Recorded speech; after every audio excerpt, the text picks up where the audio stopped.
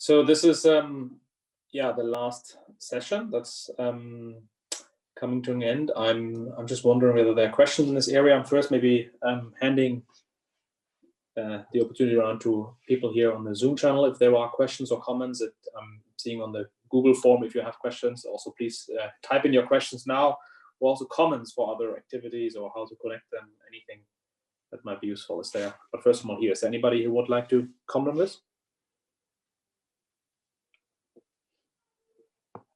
I mean, I think these resources are really great, and I think we should continue collecting those, so people, because this is where people can really get involved and get active to do something.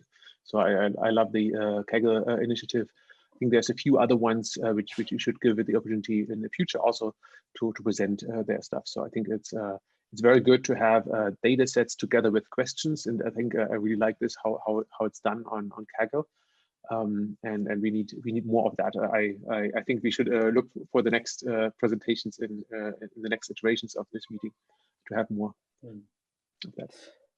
Maybe a question that's related to this. I mean, we highlighted this before, and I think also several of the speakers made that remark, you know, that a challenge at the moment is data.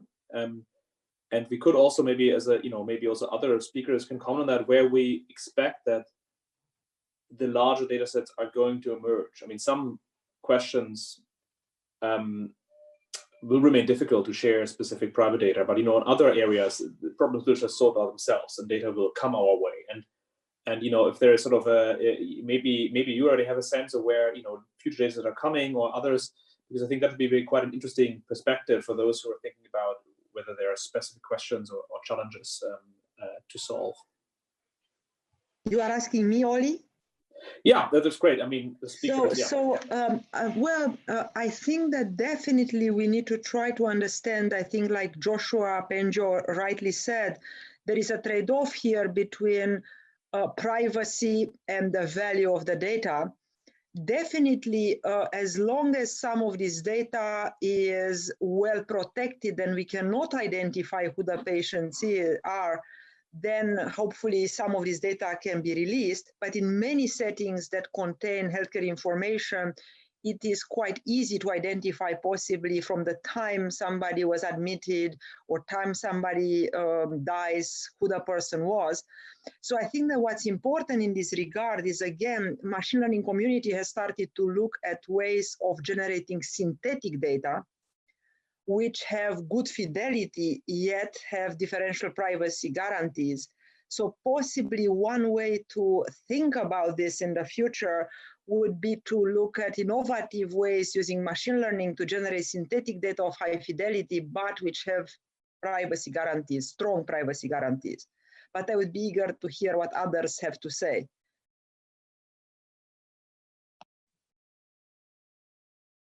Speaking quickly from Kaggle's perspective, I think we've actually been, we would love to see, and we want to see more organizations continue to host their data related to COVID-19 on the platform.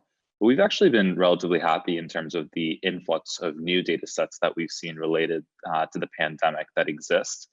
I think one of the things that some of the government organizations have pointed out is just getting more eyeballs onto some of the existing data sets will be really helpful. So, for example, in December of this last year, there were more than 2,000 research articles published related to either COVID-19 or coronaviruses more broadly. And of course, it's difficult to be able to go through all of these articles in order to find answers to different questions that people in the global health organizations might have. And that's kind of in a large part what motivated one of our challenges, which was there's a large body of publication, large body of data that we haven't had an opportunity to look at systematically.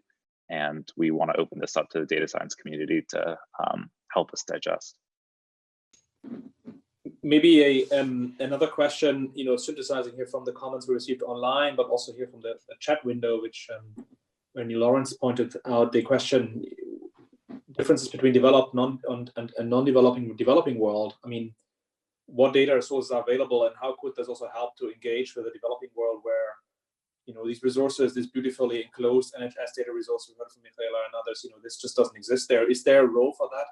Maybe linked to that, there's also an online question which asked about data sets from Asian communities.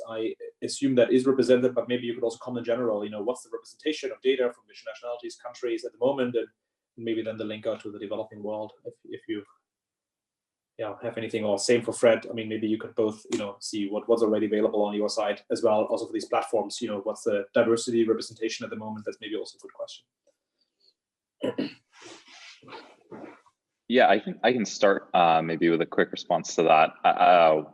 Generally speaking, I think on Kaggle's platform, we could use more data from the developing world. I think the fidelity of the data that we have that's highest today is really, especially from the United States and some of the global data that we have from Johns Hopkins University.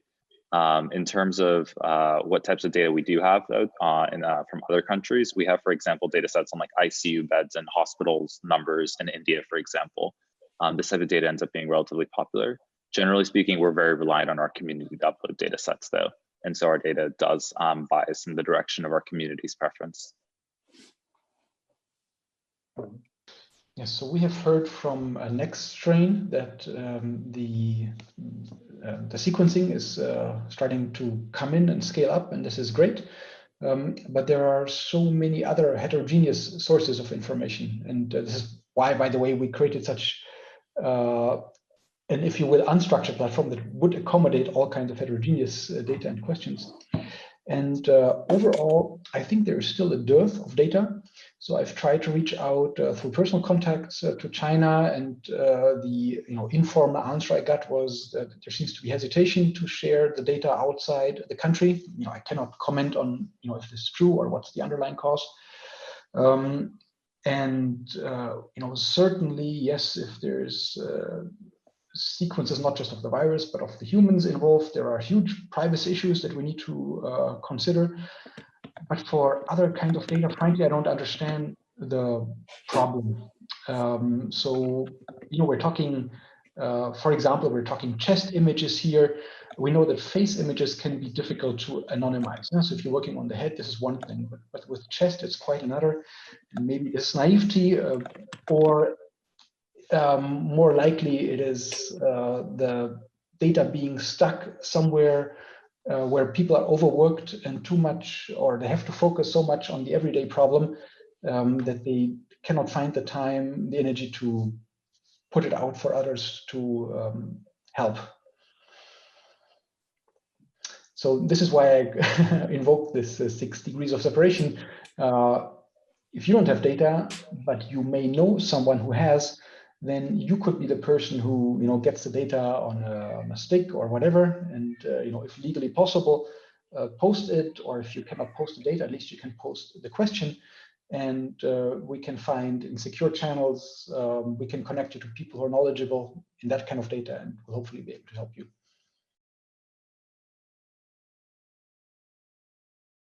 There's another question here related to this, which comments on heterogeneity in gathering and registering data, a number of infections, tested, deaths, and so forth in different countries. I think that's a general question. Probably that's not really related, frankly, to your platform, but in general, which points towards the heterogeneity of quality and also different measures and methods to ensuring comparability. I mean, to me, it sounds almost more like a scientific question, how to bring these data together. But anyone who has a thought about that, or whether you're tackling these data sets, would be very interesting. Also, we know that the testing rates differ greatly across countries. We've heard about that, and obviously that makes it somewhat challenging to interpret these data. It is also, if I may comment, Oliver, it is not only heterogeneity of data, but also the fact that the disease is changing to some extent, and possibly in terms at least of healthcare systems, not only the utilization is changing, but also because the disease is changing, the way doctors and managers of hospitals react to these resources are also changing. So I think we need to be understanding also drift even in the current data we have. But in terms of linking data sets, I think that's an enormous opportunity to cross-check ourselves. There are at times opportunities to link diverse data sets, not only to make predictions better, but also to validate our findings and cross-validate our findings, as well as the accuracy of these findings and of the data we fed in. So I'd really like to encourage the community to think deeply about how to deal with drifts in data as the disease is changing, to identify those, because that I think it's important, but also to link these different data sets to check and understand whether we are doing something correctly or not, as well as check the quality of the data that we have. Yeah, these are good comments. I mean, maybe one thing to add here. I mean, I think we haven't managed for this conference to get someone from this representative groups, but there are also efforts on the way to try at least, you know, within Europe. Obviously, there are different efforts in different geographic areas, but within Europe to harmonize data across country boundaries. There's a larger effort launched and supported by the European Commission, linked to the European Open Science Cloud, where ELLIS here and EBI are in a driving role, to try and help there and create infrastructure. And I think there's a lot of will to do this quite quickly. So I think we will hopefully overcome some of these bottlenecks in sharing data. But at the moment, that seems still a major bottleneck, right? I mean, to make data available on a larger scale to a larger community under controlled security conditions and other elements that we can tap into that. I've just seen, Neil, you put a number of comments relating to Africa and cases there. Do you want to, you know, tell more about this if you know something about this, or is it just just sharing these links? And it looks quite interesting. So yeah, it's something that Data Science Africa, we've been looking at putting together a virtual conference, I think for this week or next week, which will be similar to this, focused on the African context. I'd like to mention, like in particular, Elaine Nsoezi, who's public health at Boston, who's been doing a lot of work looking at data collection efforts in the African context. Particular challenges are, even if we deal with the virus in Europe, if there are countries where the virus sustains and mutates, then even if we gain the infamous herd immunity, there's the possibility that the virus can come back. So it really is a world problem. And while I know we're very focused on efforts to contain within more developed contexts, if we don't give the support or encourage teams in the African context to be able to develop their own solutions, I think it's going to come back and bite us again. Yeah. Are there any other general comments? Thoughts? I had a question, maybe for Mihaela. This is Saj Mukherjee. Can you sort of say anything about in the PHE data, what fraction of hospitalized, ICU, ventilated, etc., have none of the pre-existing conditions? So I guess my question is really about sort of how, you know, how effective is the simple binary rule that, you know, one or more pre-existing conditions, age cutoff, you know, yeah. So this is a question to me, if I understand. Yes. How well does such a predict? Not very well. Not very well. So just by looking at age and number of comorbidities, the predictions are not very good. And definitely not the predictions of who will need ventilation, et cetera, but even the predictions of mortality, as we have shown, it is not so much only age is clearly a very important factor, but age alone, without looking at the type of comorbidities involved, is not sufficient. Thank you.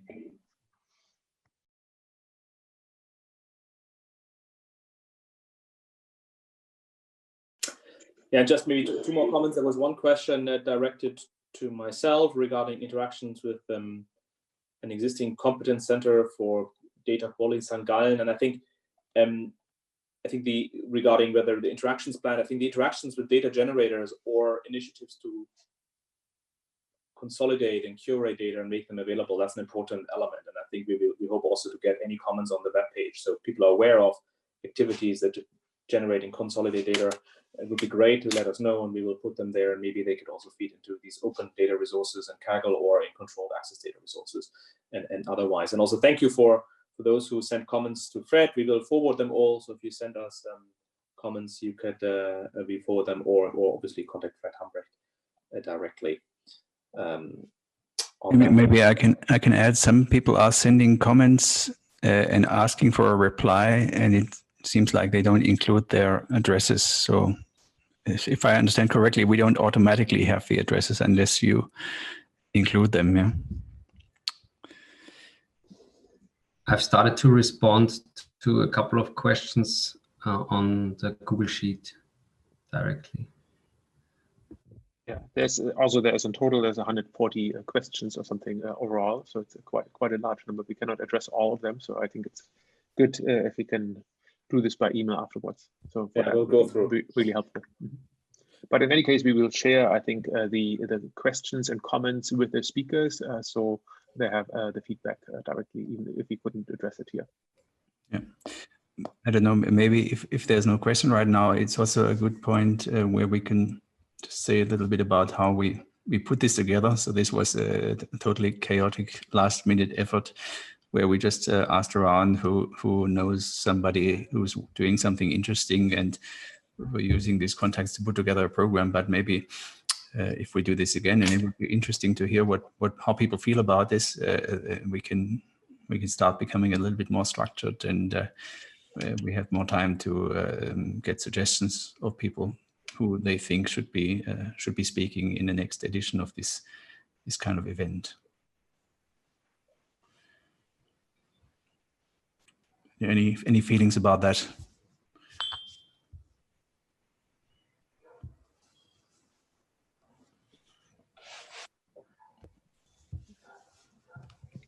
So why don't we say whoever has an idea or a recommendation who should be talking, please send it to the email address that's listed on the ELLIS page. And also, if you have an opinion about whether we should do it again, how often we should do it, please write that also. Either email it to Daniela, who will receive this email, or put it in the Google form. I think we also have to thank everybody who helped organizing this. Right, so this I don't know, maybe they can switch their videos on for a minute so we can see them and say hello. So the focus changes to their faces. Hello. And also the logistics team. Hello. Vincent. Hello. Arash, yeah, and hello. Yeah. Hello. Joanna and Daniela, of course. I don't know, Gunnar, Oli, Mihaela, or sorry. Maybe we should thank people from Zoom that this works so well. It worked reasonably well. So I think unless the audio quality is not perfect sometimes, but you can't do that much. So I think we will work on how to maybe dial in via phone, so it could help a bit to improve the quality for some speakers. Yeah.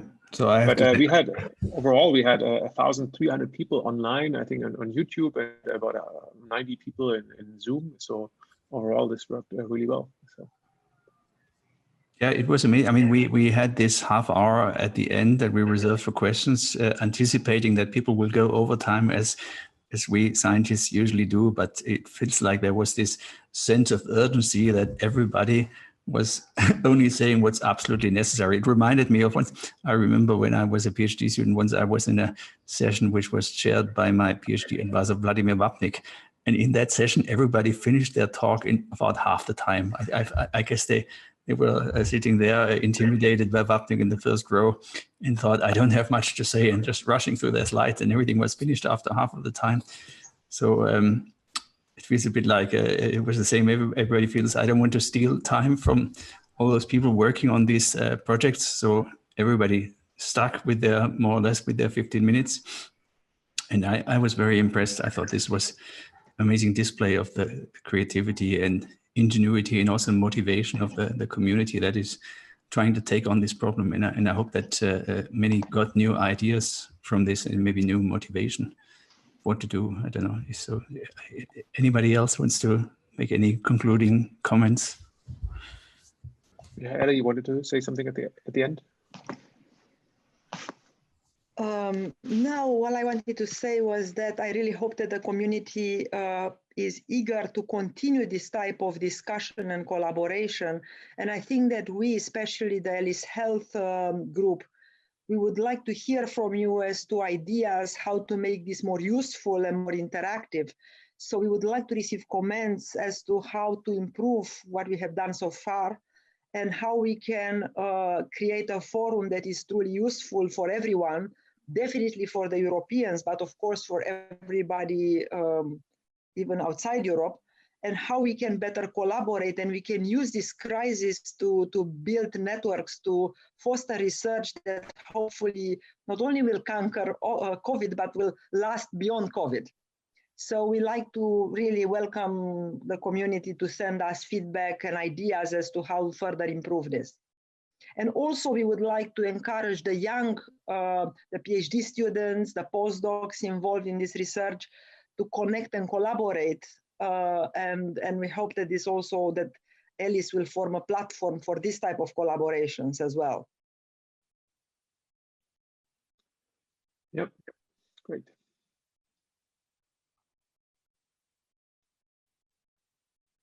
Okay, I mean, what I see, there's a lot of positive feedback in the chat window here, and I think there's a lot of positive energy, and I think we should really consider doing this again. So the question is how soon? Should it be 1 week? Should it be 2 weeks, and so on? But I think since this is unfolding so quickly, I think we probably shouldn't have a meeting in a month because that would be too late. I think everything is moving so fast scientifically.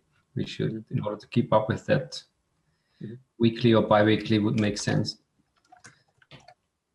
Yep. And I would also like to invite the community to think about forums, especially through ELLIS, to connect to each other. So maybe there are opportunities to research, to validate research, to come up with joint research ideas. So I think we should use this crisis and the fact that we are stuck at home to build these collaborations and build these strong links for the future. Maybe we could do no frequent ones, but shorter, because I thought this was fairly long. And so if you do maybe 1 hour or 2 hours in short talks and updates, but more frequently, then I think that would be good.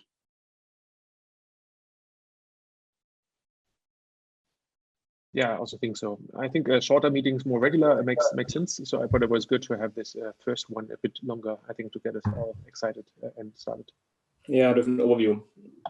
Yeah, I mean, the other area where we also would be interested in feedback is, what is the expertise we need to assemble here? We tried also to reach out to, sort of beyond the canonical community, let's put it that way, and get more other communities from immunology and, like Richard Neer's presentation, for example, this sort of view on board. And maybe there's also, if there are comments about who else, what other views we should get on board. I think that's also important to make sure we solve relevant problems. Yeah. And finally, I would really like to thank also to Gunnar for bringing us all together and helping us in organizing this. I think many people have been involved, but Gunnar has been instrumental in bringing us together and even hosting us on Zoom. So thank you, Gunnar. Yeah, I mean, in the end, I have to say this was Vincent and Daniela who figured it out, but yes, I'm happy to help. Thanks. Great work. Okay. Good. With that, I think we can close the meeting for today. So thank you all. Bye. Thank you, Gunnar. Thank you, Daniela. Thank you all. Keep safe. Goodbye. Thank you. Bye.